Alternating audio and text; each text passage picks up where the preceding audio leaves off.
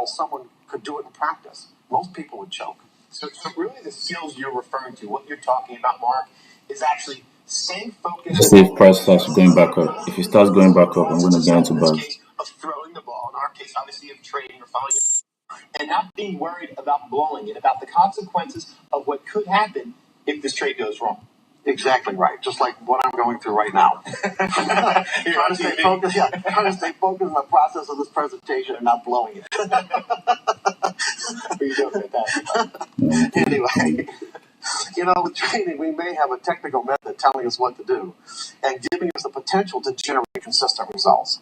But like the basketball player, without developing the appropriate mental skills, it's unlikely we'll be able to do what our method, our trading plan is indicating without making a number of potential execution errors.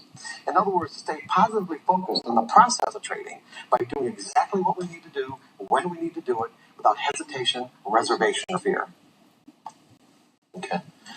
You see, no matter how good a technical method is at generating winning trades, turning those winners into a consistent income requires the ability to do or not do some things that the method itself can't help us with. For example, our method can't force us to predefine the risk of getting into a trade. Or if we do predefine the risk, our method can't force us to take the loss that ends up turning into a bigger loss. And that's happened to everybody. Okay? Our method can't prevent us from moving a stop closer to our entry point where we get stopped out and the market trades back in our favor. Our method can't prevent us from hesitating and getting in too late. Or our method can't stop us from jumping the gun and getting in too soon, where the signal to actually get in never really develops. And our method can't stop us from getting out of a winning trade too soon and leave money on the table. Nor can it prevent us from letting a winning trade turn into a losing trade without having taken any profit. I know that all of our traders have experienced these issues. I know they have, and I think really what you're saying is that the methodology, and this methodology, folks, what we're talking about, methodology is the wise trade software, that's our method. And it can give us winning trades. We've seen, I know all of you have had winning trades, but it cannot give that us inverted fair value gap I'm watching. If we're susceptible to making the kind of mental errors that you're talking about here. Okay? Exactly right. That's exactly what I'm saying. And all the mental errors I just listed are the result of thinking,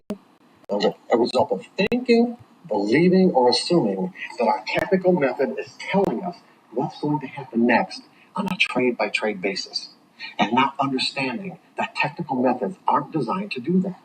Technical methods and patterns are designed to put the odds of success in our favor over a series of trades. It may not seem like it on the surface, but there's some profound psychological implications here. What this means is the outcome of the signals generated by any technical method on a trade-by-trade basis are unique and random. In other words, there's no way to know in advance what the outcome of any particular signal will be, or what the sequence of wins or losses will be over a series of trades. And that's all.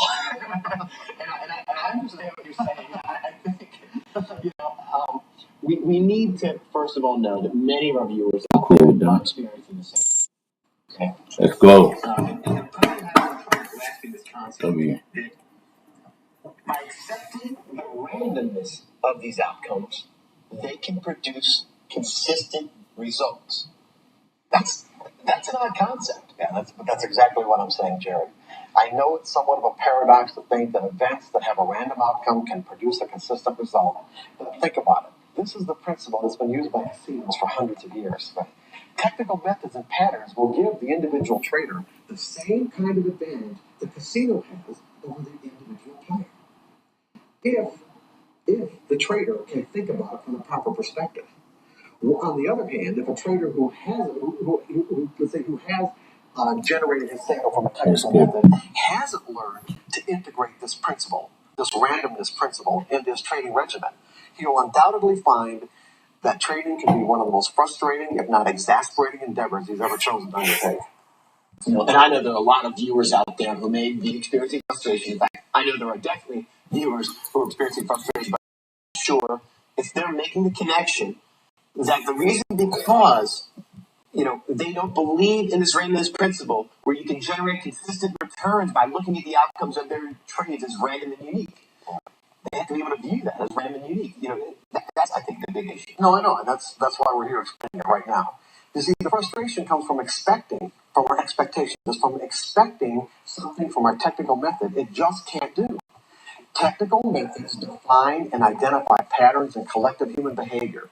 Now, the patterns definitely exist. They repeat themselves over and over again. The problem is the outcomes don't always correspond with the patterns on a trade by trade basis. So what I'm saying is that